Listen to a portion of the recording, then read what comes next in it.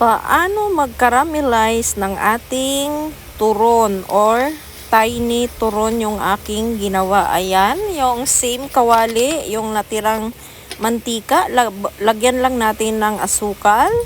Ayan, tapos hintayin nating lulutang yung ibang brown na sugar na natunaw na, tapos haluin. Ayan. Kung gusto nyo na may crunchy pang sugar, wag mo na siyang paabutin na matunaw.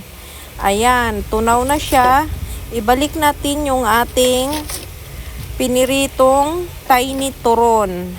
Ayan, tapos pag matunaw na yung sugar, ilagay natin ulit sa kawali. Ayan, tapos pagkatapos niyan, haluin lang natin para ma-coat yung ating tiny turon. Ayan. Itong version na ito guys is crunchy. Tapos